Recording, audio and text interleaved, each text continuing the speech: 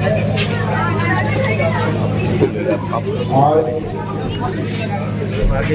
विश्वविद्यालय के वार्षिकोत्सव में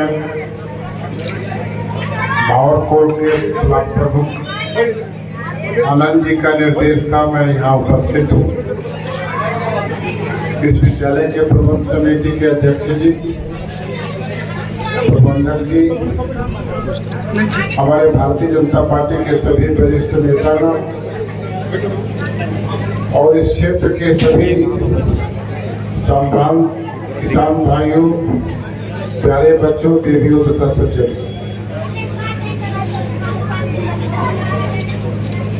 आप लोग जरूर इस बात पर गर्व करते होंगे कि करेल का ये इलाका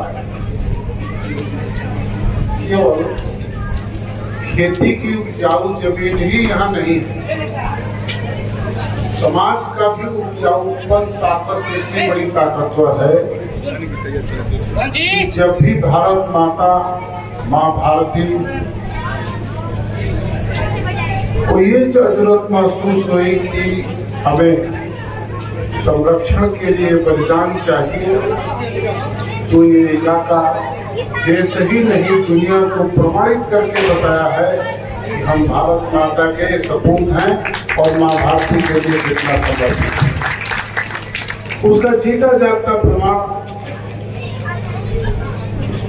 मोहम्मदाबाद का शहीद स्मारक। ऐसे तो शहादत में हम लोग अष्ट शहीद की बात करते हैं, लेकिन भारत का इतिहास देखेंगे तो सिर्फ अष्ट शहीद तो शेरपुर के लोग हुए थे, और मैं कह सकता हूं कि शेरपुर में उस समय MA BA पढ़ने वाले लोग माँ भारती के लिए अपने जीवन का होम करते। मैं जानता हूँ किसान परिवार से आता हूँ, सब लोग किसान बैठे, इसी तरह के विद्यालय से निकल के वो लोग प्रयाग विश्वविद्यालय और काशी विश्वविद्यालय में पढ़ने गए हैं। प्रयाग और काशी में पढ़ने वाले जो लोग होते हैं किसान परिवार से, परिवार की एक अपेक्षा होती है कि पढ़ने वाला मेरा सपूत पढ़ाई पूरा करके निकलेगा तो परिवार के लिए कुछ अर्जन करेगा, और सामान्य तौर पर जो मध्यम वर्गीय परिवार की समस्याएं होती हैं, मैं जानता हूं उसका समाधान करेगा। लेकिन वो सपूत किस तरह का, डॉक्टर से पूजन राय जैसे उनके साथ रहने वाले और उनके साथ प्रदान करने वाले लोगों ने जो बोला, वैसे लोग उन सारी चीजों को भूल कर देश के लिए उन्होंने बलिदान दे दिया, और वह इलाका इन सारे समर्पण के लिए भारत के इतिहास में दर्ज है। आप जान सकते हैं कि यहाँ इसी जोगा गांव में कुश्ती के दुनिया के सबसे खिलाड़ी नवला गायब होते थे। इसी सोनाड़ी गांव में आज भी हम जिसके मार्गदर्शन में राजनीतिक क्षेत्र में मैं काम करता हूं, पूरी अपनी राजनीतिक यात्रा जिनके मार्गदर्शन में आज मैं कर रहा हूं, राम बहादुर राय, जिसने लोकतंत्र को बचाने के लिए दुनिया की तानाशाही सरकार को चैलेंज दिया। और आप जान सकते हैं 19 महीने का जेल यातना की यात्रा सहकर उन्होंने इस देश में लोकतंत्र की स्थापना कर दी। फिर भविष्य में कोई तानाशाह अपने देश में होगा तो लोकतंत्र को खत्म करने के मन में उसके अगर सपना भी होगा तो नहीं कर सकता है। उसकी अग्रणी भूमिका हम लोगों के मार्गदर्शन राम बहादुर राय जी की है। आज भी दिल्ली में इस देश के ही नहीं दुनिया के सभी जाने पहचाने लोगों में जाने जाते हैं। लोक साहित्य के जानकार विवेकी राय, और मैं बहुत धन्यवाद देना चाहता हूं यहाँ के विद्यालय के प्रबंधक जी को कि इस तरह के देहाती इलाके में आपने शिक्षण संस्थान स्थापित करके ये मिसाल कायम किया है कि केवल हम लोग समाज के देश के लिए समर्पण ही नहीं करते हैं, समाज को हम प्रबुद्ध भी करते हैं कि हम देश के लिए समर्पित, समाज के लिए समर्पित। और इसी तरह के इलाके का बना हुआ शिक्षण संस्थान हिंदुस्तान के 6.5 लाख गांव जो बस होते हैं। और मैं आज इस शिक्षण संस्थान को बार कभी जाता था, इस रास्ते से देखता था, तो तब मुझे लगा कि बापू मोहनदास करमचंद गांधी जब अफ्रीका से बैरिस्ट्री करते हुए असफलता के बाद देश की आजादी की लड़ाई लड़ने का नेतृत्व करने आए अपने भारत में, तो सूट बूट पहन के घूमते रह गए 6 वर्ष तक। कृष्णानंद जी कोई गांधी जी को पूछा तक नहीं। लेकिन वही बापू जब दांडी यात्रा पर निकले, धोती कुर्ता और लगोटी लगाकर, कमंडल लेकर, लपटी लेकर, लाठी लेकर निकले। साधारण आदमी देखेंगे करेंट का एक लाठी लिए हुए, पगड़ी बांधे हुए चलता है, तो मुझे याद आ जाता है गांधी का संस्मरण, जिन्होंने कहा कि अब मैं बता सकता हूँ, जान सकता हूँ कि भारत की आत्मा गाँव में बसती है। और 6.5 लाख गाँव में ये भी एक गाँव है जो भारत की आत्मा में जरूर बसता है।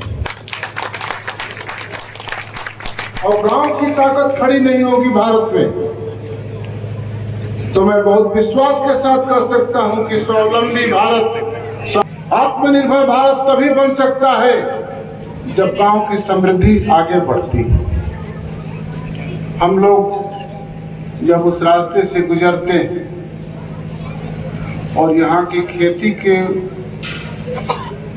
जो उपजाऊ शक्ति इस जमीन की है, खेती को देखते हैं, तो किसान होने के नाते मेरे मन में खुशी भर जाती है। मैं वो भी दिन देखा है, इस क्षेत्र के सांसद आप लोगों ने बनाया है कि जब मंगई नदी के पानी से हजारों एकड़ जमीन जल जमाव के कारण से खेती नहीं हो पाती। हमारे पार्टी के नेता यहाँ सब बैठे हैं, भावरपुर के हमारे मंडल के अध्यक्ष जी बैठे हैं, कृष्णानंद जी बैठे हैं, प्रमुख जी बैठे हैं, सब लोग इस समस्या को समाधान का रास्ता दिखाना। हम लोगों ने मंगई नदी को कटवाकर पानी को, उसको जल जमाव से रोकने की कोशिश की और बहुत ही सफल कोशिश हुई। आज यहाँ के बैठे हुए किसान इस बात को जरूर समझ सकते होंगे कि उस जल जमाव के कारण से जो खेती नहीं हो पाती थी, मेरे समझ से सैकड़ों साल के बाद ये कभी नहीं होने वाली भी खेती इस साल जरूर हुई है ना। उधर के लोग जो किसान है तो बता ही नहीं रहे, खेती हुई है ना। दुनिया के लोग बताते हैं बहुत लोग किसान तो जो शान से रहता है वही किसान है, वो नहीं जानता है क्या होता है, जो होता है होगा। खेती हुई है ना। मुझे याद है जब ये गाजीपुर में बैठक हो रही थी विकास की, तो मैं उसका चेयरमैन कर रहा था, हमारे सब नेता उपस्थित थे। तो गाजीपुर के सांसद मियां अफजाल अंसारी ये कह रहे थे कि एनजीटी की इजाजत नहीं ले गई और क्या नाम है, इस मंगई नदी का स्वरूप बदल गया। तो मैंने कहा मियां एक बार जान लो, मैं किसान हूँ, किसान का नुकसान अगर होगा तो 100 ऐसे नदी को कटवाना पड़ेगा तो मैं कटवा दूंगा, मुझे कोई एनजीटी की जरूरत नहीं है। और तुम हमको ठीक से नहीं जानते हो तो जान लो, किसानों के समृद्धि, देश की समृद्धि की परिभाषा मैं ठीक से जानता हूं और जानता नहीं हूं, जनाने भी जानता हूं। इसलिए मंगई नदी जैसे 100 नदी को कटवाना पड़ेगा किसानों के उत्पादन के लिए, किसानों के समृद्धि के लिए, तो मैं बिल्कुल कटवा दूंगा। और आपको भी ये भरोसा दिलाता हूं। आपसे एक निवेदन करूंगा इस अवसर पर, हम लोगों का इलाका प्राकृतिक खेती के करने का सबसे बड़ा इलाका, गंगा के किनारे 5 किलोमीटर के दायरे में प्राकृतिक खेती। मैं 1991 से सांसद हूँ, बहुत कम उम्र में 30 साल की उम्र में सांसद हो गया था, भदोही सांसद। प्राकृतिक खेती और मोटे अनाज की मांग बार बार मैं उठाता था, प्रधानमंत्री से मैं निवेदन करता था। मैं प्रधानमंत्री मोदी जी को बहुत बहुत धन्यवाद देता हूं, नमन करते हुए कि उन्होंने मोटे अनाज के लिए, उत्पादन के लिए और प्राकृतिक खेती करने के लिए इस बजट में 25,000 करोड़ का बजट दिया। आप सभी लोग बैठे हुए लोग प्राकृतिक खेती के किसान हैं। प्राकृतिक खेती का अभी 13 जुलाई तक आज चुनाव घोषणा शुरू हो गई, अधिसूचना जारी हो गई। 13 जुलाई के बाद किसान जी, आप जिला किसान मोर्चा के अध्यक्ष हैं। सब जगह हम लोग ब्लॉक स्तर पर आनंद जी बैठक करके किसानों को उसके लाभार्थी बनाएंगे। जो लोग प्राकृतिक खेती करेंगे, मोटे अनाज पैदा करना आज दुनिया की जरूरत हो गई है। हम तो पहले मोटे अनाज पैदा करते। गाजीपुर में जो बाजरा करेल में होता था तो इसके लोग देखते मक्का, तो क्या नहीं होता था। हमारे साथ दिल्ली के कुछ लोग आए थे, कृषि वैज्ञानिक इस रास्ते से गुजर रहे थे और भैया की इसी तरह की पट्टी दिखाए तो जाकर दिल्ली में रिपोर्ट लगाई तो ऐसी उपजाऊ दुनिया जमीन कहीं नहीं, दुनिया में इतनी उपजाऊ कहीं जमीन नहीं।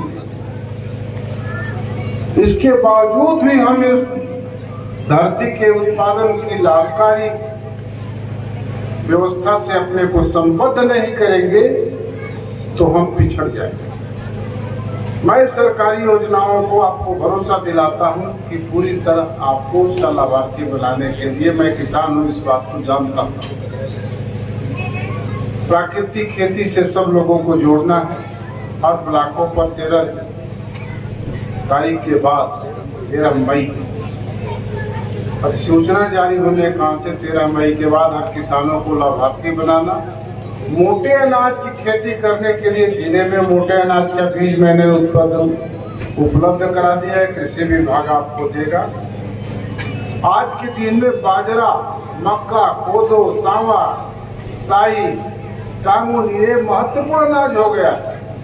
दुनिया की 62% उत्पादन भारत में होते हैं मोटे अनाज। एक दिन राष्ट्रपति भवन में मोटे अनाज का भोज राष्ट्रपति ने दिया, प्रधानमंत्री जी भी गए थे, मैं भी गया। कृष्णानंद जी मोटे अनाज की हो रहे थे तो जो जिस कोदों को गरीबी के लाज में हम लोग छिपा के खाते थे विनोद भाई, वो कोदो पूरा गर्म करके आनंद रखा गया था और 2-2 चम्मच फाक गए पूरा सांसद और राष्ट्रपति पहुंचे। पहले कोदो के बाद के हम लुका के खाता रहे, कोदो के बाद मत खाना तो तिलकोरो ना ही है ना हो। कोदो के बाद न लुका के खाता रहो, बाजरा के खाता रहा। आज दिल्ली में बड़े बड़े लोग, हमारे घर के ठीक सामने मेरिडियन होटल है 5 स्टार, तो उधर से खाना खा के कुछ लोग बड़े लोग आते हैं तो मैं तो बाजरा का रोटी खाता। मैं कहता हूँ मेरे यहाँ तो हल जोतने वाला बाजरा का रोटी बहुत पहले से खाता था। क्या होती है दुनिया की बदलाव, ये बदलाव ही है कि बड़ा भारी परिवर्तन है कि पुनः दुनिया प्रकृति से के साथ अपने को जोड़ने के लिए तैयार हो गई है। हम लोग तो अपने जीवन को शाश्वत प्रकृति के साथ जोड़ के रखे हैं।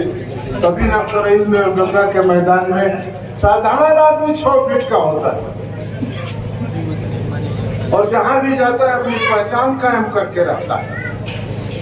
इसलिए आज इस वार्षिकोत्सव के अवसर पर मैं किसान भाइयों को देखा तो मुझे लगा है कुछ किसानों की भी बात जरूरी करनी है। वैसे भी मैं सब जगह इस बात को दोहराता ही रहता हूँ। प्राकृतिक खेती से और मोटे अनाज के उत्पादन से आप अपने को जरूर जोड़िए। एक बात तय करिए कि हम अपने परिवार के खाने के लिए गोबर की खाद प्रयोग के प्राकृतिक खेती पैदा करें। प्राकृतिक खेती क्यों जरूरी है? क्योंकि केमिकल खाद से के प्रयोग से होने वाले अनाज, पैदा होने वाला अनाज, सब्जी, दूध, फल, ये इतना प्रदूषित है कि दुनिया में जितने कैंसर, अन्य तरह के ब्लड प्रेशर, शुगर के मरीज होते हैं सब इसी उत्पादन के खाने से हो रहे हैं। एक गरीब के घर में, एक साधारण परिवार के घर में कोई बीमार पड़ जाता है तो कितनी कठिनाई उसको होती है, मैं समझ सकता हूँ। इसलिए अपने को स्वस्थ रखना, परिवार को स्वस्थ रखना, समाज को स्वस्थ रखना, देश को स्वस्थ रखना, स्वस्थ व्यक्ति ही स्वस्थ समाज बनाता है और स्वस्थ समाज ही स्वस्थ देश बनाता है और स्वस्थ देश ही सबल देश, समृद्ध देश और स्वावलंबी देश होता है। इसलिए प्राकृतिक खेती आज दुनिया की जरूरत है और प्राकृतिक खेती का उत्पादन जो होगा उसके लिए क्रय केंद्र भी खुलवाने की मैं कोशिश सरकारी तौर पर मैं किया हूँ। उसका उत्पादन बहुत महंगा बिकता है, किसान उससे आर्थिक समृद्धि प्राप्त कर सकता है। यह बात आपको मंत्रवाक्य की तरह जान लेना चाहिए कि मोटे अनाज पैदा करना और प्राकृतिक खेती करना हमारा एक धर्म है और इस धर्म के साथ हम अपने को जोड़ेंगे। ये देश बहुत ही समृद्धशाली देश है क्योंकि प्रकृति ने जितना भारत को दिया है दूसरे देश को इतना नहीं दिया और प्रकृति की शक्ति है कि उसी शक्ति के कारण से इतना बड़ा देहात में एक संस्थान यहाँ संचालित हो रहा है। इस संस्थान के विकास के लिए मुझे आज मैंने प्रमुख जी को बताया है, चुनाव घोषणा के कारण से मैं उसकी घोषणा नहीं कर सकता हूं वैधानिक स्तर पर, लेकिन प्रबंधक जी को, अध्यक्ष जी को मैं भरोसा दिलाता हूं। प्रमुख जी हैं कृष्णानंद जी और हमारे मंडल अध्यक्ष जी भारतीय जनता पार्टी के नेता, आप जो भी कहेंगे इस क्षेत्र के, इस विद्यालय संस्था के विकास के लिए मैं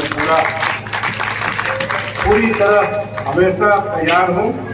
आपकी जिस तरह की सहायता आपके इस संस्था के विकास के लिए होगी, मैं आपको इतने लोगों के सामने भरोसा दिला रहा हूँ, न घोषणा करते हुए कि इतना भी हो सकता है आनंद जी जो कहेंगे तो पूरा करेंगे। और मैं यही निवेदन करता हुआ आप लोगों से फिर निवेदन करता हूँ कि सामंजस्य समाज में रहे, समाज में एकता रहे, समाज में शांति रहे। समृद्धि का रास्ता वहीं से निकलता है और गांव की ही समृद्धि देश को समृद्ध बना सकती है। मैं समझता हूं कि शिक्षण संस्थान उसी का एक प्रेरणा केंद्र है। अपना निवेदन पूरा करता हूं।